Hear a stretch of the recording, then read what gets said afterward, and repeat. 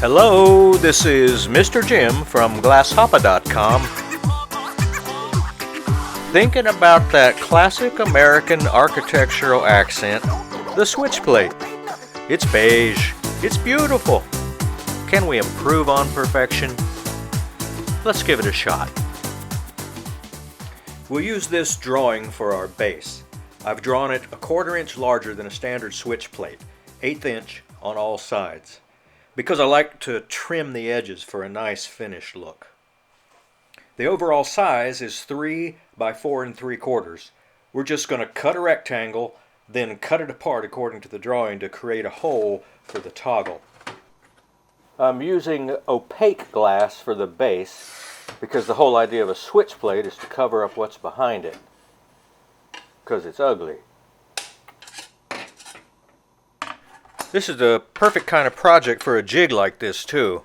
Accurately measured straight lines. This one's called the Beetle Bit.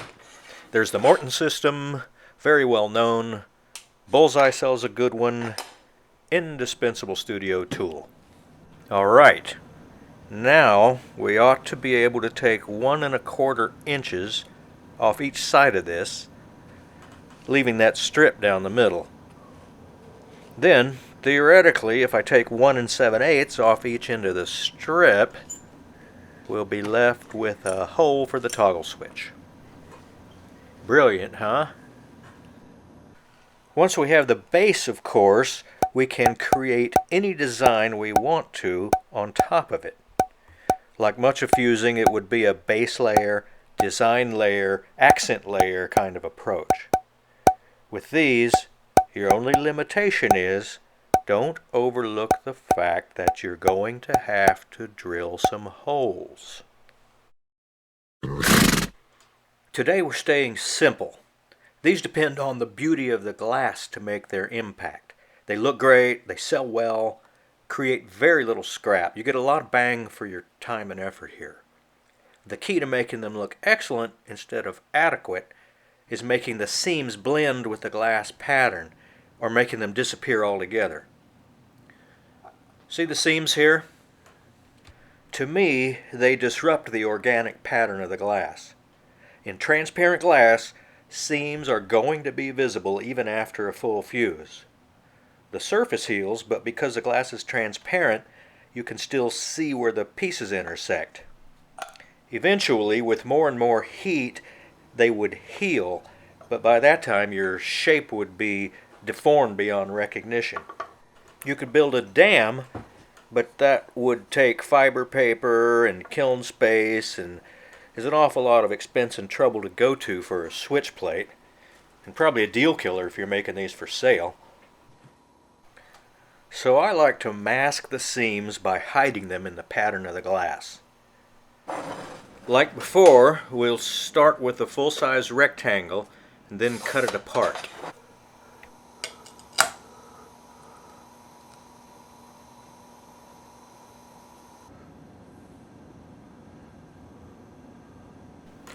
We want to try to find a way to create a hole for the toggle while making the seams as inconspicuous as possible. I just want to create lines that look like they might be part of the pattern of the glass. It won't fool a glass artist that looks closely, but your everyday admirer probably won't notice.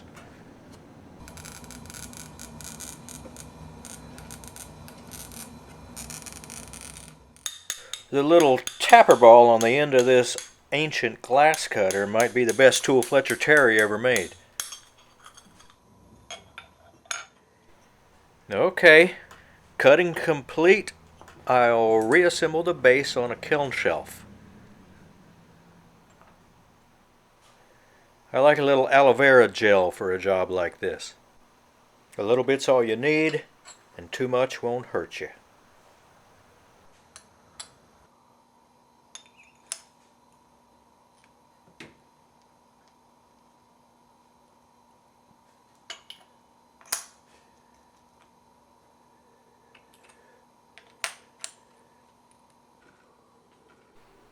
Alright, let's do another one.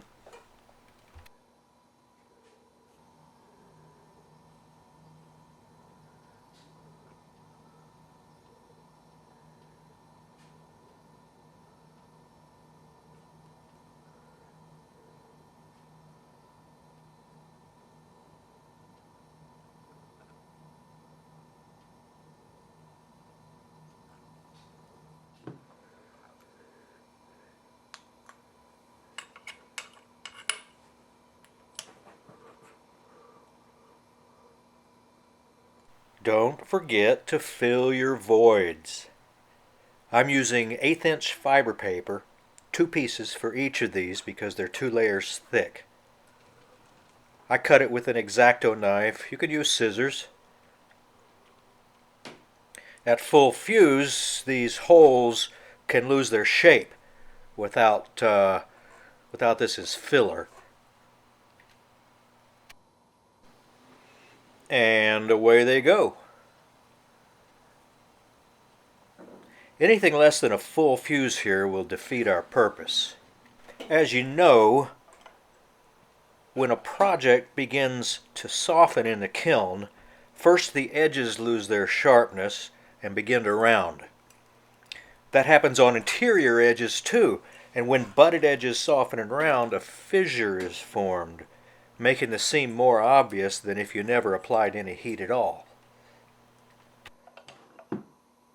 Here's one that's another stage further along in the firing.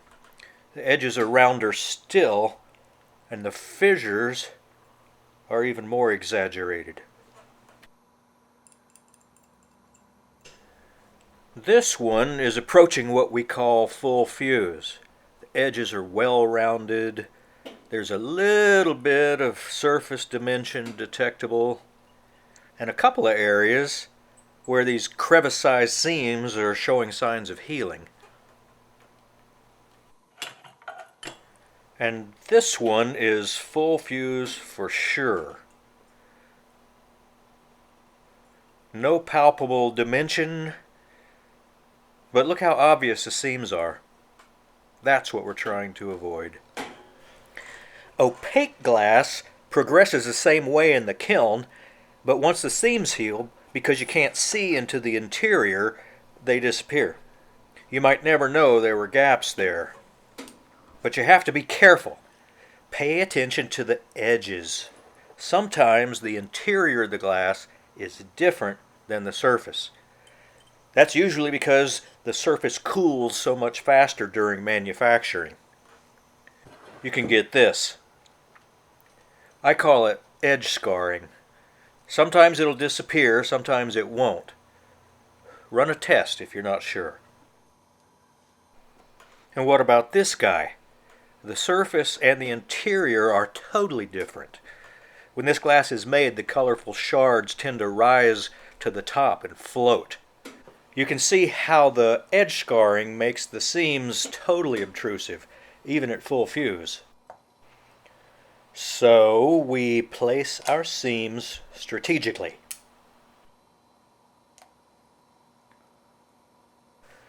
Let's take a look at our first two. All right.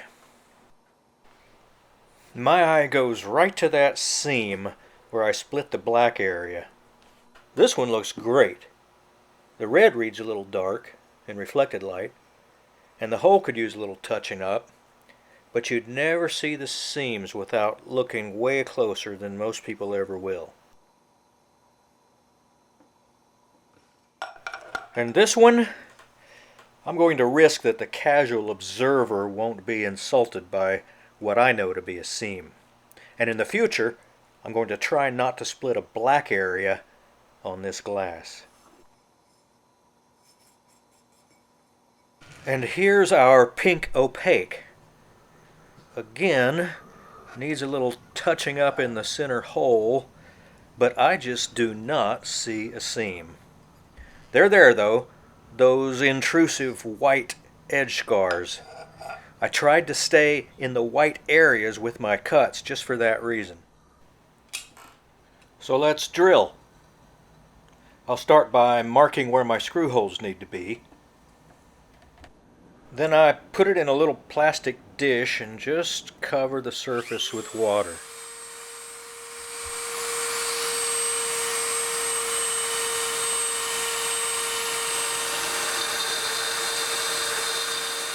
This is a standard off-the-shelf Dremel tool.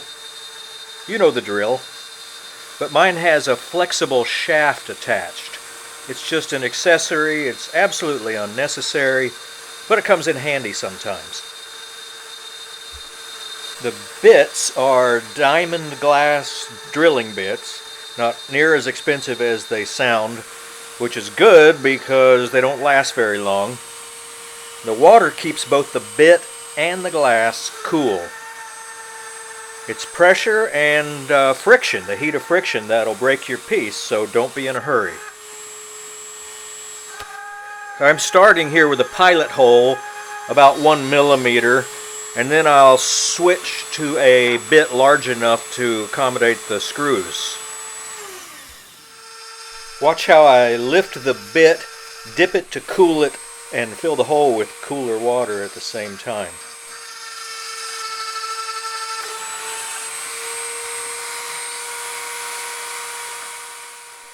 When my large bit lost its luster, I tried a conical shape and just pushed it too far, too fast.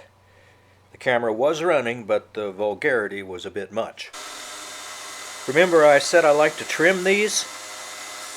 Just personal preference, I like the way it looks. But I don't bother polishing these edges. Totally unnecessary and way too much trouble for a switch plate.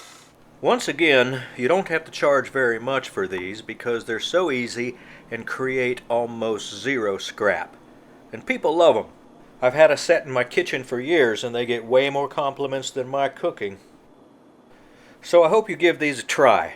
The drawings, firing cycles, and other information will be on the blog at glasshoppa.com.